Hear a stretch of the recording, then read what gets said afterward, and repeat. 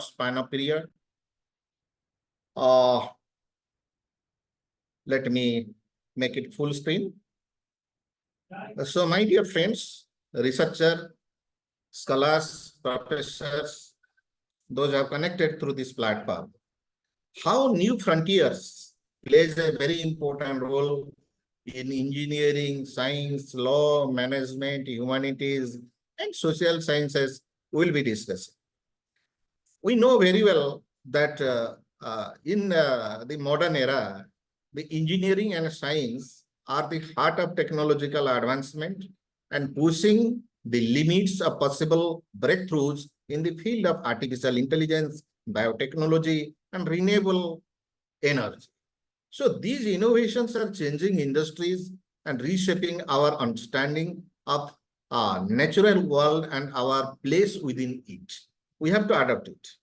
And you see, when we are talking about new frontiers of law, law is crucial in navigating these advancements, ethical and regulatory challenges. As technology evolves, the frameworks that govern its use ensure that progress is made responsibly and equitably. This is the role of law in this modern new frontiers in research. And if at all will be coming to management, management is very much engaged in developing new strategies which are emerged to harness these technological innovations and drive sustainable business practices and create value in an increasingly complex and interconnected global economy. So without those things, we cannot also meet the requirements. And moreover, the humanities and social sciences offer critical perspectives on these developments and providing insight into the human experience, ethical considerations, and the social implications of technological changes. So here we are discussing today how different, areas. I'll be discussing some areas, important areas, social sciences. You see, there are two areas in social sciences nowadays. One is data-driven sociological research. Nowadays, it is a new buzzword. Everybody, they are running after all those things. So, for example, using big data analytics to understand social trends and behaviors, like Twitter, Facebook, and other platforms, they are, very much active in spreading knowledge, information, misinformation, public sentiments, and social involvements. What is the impact of data-driven sociological research, in fact, we are doing? This approach offers more precise and timely insights into societal issues and enabling policymakers to make informed decisions. So for that, you see, we are very much engaged. You can see the figure I have taken here, how information technology, data science, and everything has been driven into our social science research, data-driven sociological research. For that, the outcome will be very, conducive. So the second part of the societal research is behavioral economics. When we are talking about behavioral economics, the behavioral economics is an integrating of psychology and economics. So when psychology and economics will be integrated, then only behavioral economics will be taken birth.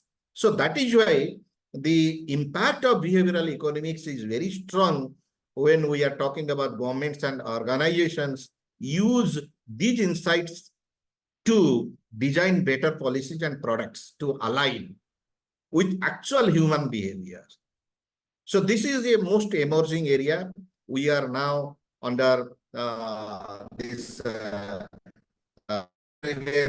sociological research, and the second is behavioral economics. And third is humanities. Now the humanities, the research has already been changed. We cannot go with the traditional research in humanities.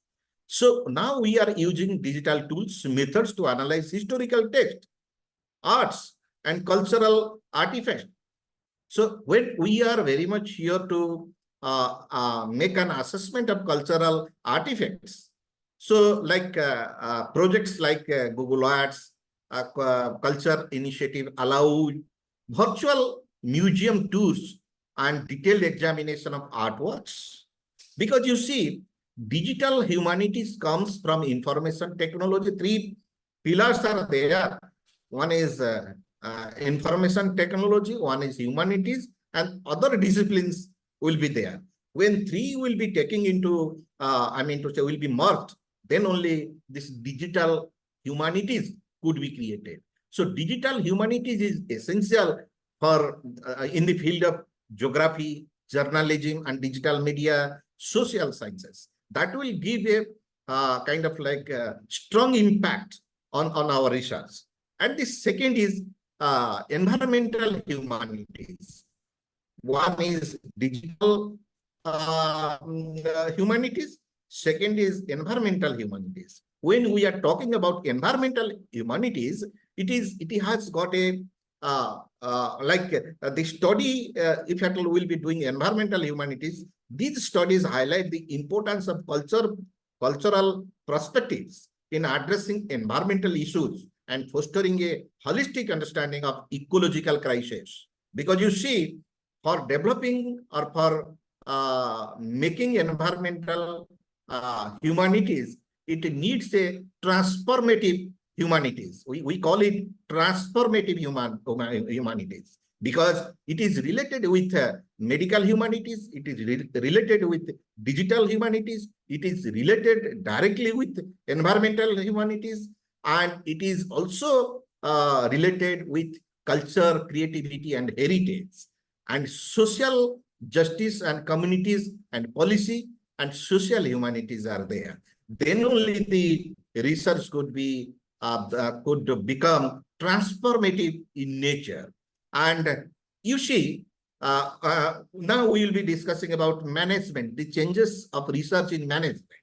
So earlier, it was only confined with some specific area. Now, the management research, under this management research, agile project management has become a very popular kind of like research. You see, agile methodology in project management, because nowadays project management is a very integral part of management research. Because unless until the project management will become success, if at all it cannot be given a successful touch, then what will happen? The entire outcome will be disturbed. So in that case, now agile methodologies in project management, like software development companies like Shopify, Google, they are using agile to enhance flexibility and collaboration and customer satisfaction. So the impact is very, very clear because it has got a direct impact by transforming the teamwork, the leading to more efficient and adaptive project completion. So it is a new kind of like area to be explored. So being a researcher, being a teacher, being a professor, we must do how agile methodologies could be used when we are developing our project management. And the second most important area in management research is sustainability in business management. These are the new frontiers we are discussing. So when we are discussing about sustainability in business management, you know, there are three pillars of sustainability. One is environment, one is social, one is economic. So when we are talking about environmental, it is related to planet. When we are talking about social, it is related to people. When we are talking about economic, it related to profit. So looking into that, nowadays, any business we are doing, that must be sustainability. The sustainability of business is required because you see, business adopting sustainable practices is not only improving their environmental footprints, but also gaining competitive advantages. And you see, the third one is under management research is organizational behavior and remote work. And fourth is innovation management. So when we are talking about environmental behavior, we must be knowing we must understand the dynamics of remote work. And we have been connected through a virtual mode. You see, this is the beauty of remote work. And now you see research on effectiveness on virtuality and the impact of remote work on work-life balance, especially post-COVID-19. And the impact is very, very clear because it helps the organization design policies and practices that enhance remote work effectiveness and employee satisfaction. It is a new dimension. It is a new frontier now. And when we are talking about innovation management, you see, we are very much focusing on research because managing and fostering the innovation within the organization is a big challenge. And nowadays, different studies are being developed for studying the role of leadership in promoting innovations. And the impact is very, very strong. I mean to say it depends upon the organization, how they are making the innovation successful and ensuring the competitiveness and growth in rapidly changing markets, because market is now changing rapidly. Looking into that, the next is scientific research. So scientific research like artificial intelligence, machine learning. So these are the AI-driven innovations enhance the efficiency, accuracy, personalization across industries, leading to significant economic and societal benefits. Because when we are talking about three terms like artificial intelligence, machine learning, and deep learning, because we know very well machine learning is a subfield of artificial intelligence where parameters of an algorithm are updated from data inputs and by interacting with an environment. So deep learning is the core part of artificial intelligence. It is nuclear. And next is general trends we have seen nowadays. You see, research is multidisciplinary research is there, participatory research is there, interdisciplinary research is there, transdisciplinary research is there. So when we are talking about disciplinary, you see the yellow color is one discipline, yellow. And you see disciplinary research is within the academic discipline, is a disciplinary research. And when we are talking about a multidisciplinary research, when multiple disciplines will join together to solve a kind of like problem, that will become a multidisciplinary research. But in multidisciplinary research, we need a thematic umbrella, because thematic umbrella is the aim and objective of a researcher. If at all three disciplines will be working for a single solution, the aim and objective must be one. That is why the thematic umbrella is there to monitor the entire research process. And when we are talking about participatory research, you see it is participatory research. And here there are two colors. One is yellow, one is gray. So yellow color is the academic knowledge and the gray color is conventional knowledge. When the conventional, the chief guest was speaking, the vice chancellor was speaking about indigenous knowledge. So that means when indigenous knowledge or any conventional knowledge will be taken for the for research purposes with the help of academic knowledge, it will become participatory knowledge, participatory research. So here you see there are two colors. One is gray, one is yellow. One single studies may be done, multiple studies may be done. So sometimes the conventional material will be more and the academic knowledge will be less. And sometimes academic contribution will be more and conventional contribution will be less. It depends upon the objective of the research. Then interdisciplinary research is a kind of like entire academic knowledge will be there, and across the it crosses the disciplinary boundaries. but within the academic knowledge. The entire research will be based on academic related kind of like aspect. There will be no such window for taking the conventional knowledge here. And when we are talking about transdisciplinary research, in that case, we will take both conventional as well as academic knowledge, and different fields are there. So different areas are there, subjects are there. So they will be interacting and the research will be done accordingly. So nowadays, this is the one of the best model. It has been developed by Doyle. So you see, in our society, there are three things. One is purpose, potential, and perspective. This is the new enterprise research model has been developed. So when technology, we are adopting technology because we cannot leave technology now. Without technology, it is very difficult to address the issues. So we'll adopt technology, but we have to see the humanity. So in this case, the purpose, the potential, and perspective to be maintained. I mean to say, when we are talking about purpose, the purpose must be balanced. Then only the belongingness of the society will be created.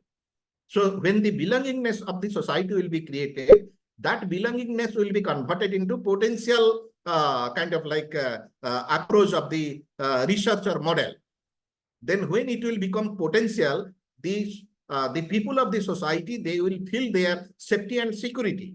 When safety and security will be felt by the people, then that security will be converted into perspective. When perspective will be there, it will be bold. I mean to say, it will be revealed. The result will be revealed. So in that case, the uncertainty can be reduced. The uncertainty, the failure can be reduced. The enterprise or the entrepreneur could manage the uncertainty here. So to manage the uncertainty, there is a balance. Nowadays, all researchers, they are trying to bring technology, how it helps to the entire society without causing any damage. That is the most important thing. So my dear friends, I have come to the conclusion. So here, there are different, I mean to say, advanced researches have been developed nowadays, and new avenues, new frontiers we have discussed. There are many classic social sciences are there, applied social sciences are there, art and humanities are there.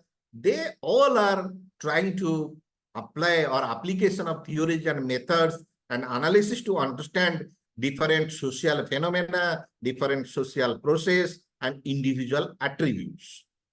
So these are now the basic aspects to understand the new frontiers of the research. And I hope within a stipulated time period, I have tried to share my views with you all. So thank you very much for giving me this opportunity, EduScare Research University. And I must extend my thanks to the listeners, the audience, those have been connected in this platform. And I again extend my thanks and I congratulate the organizer in this Foundation Day for conducting such a beautiful program. Over to Professor Sakya.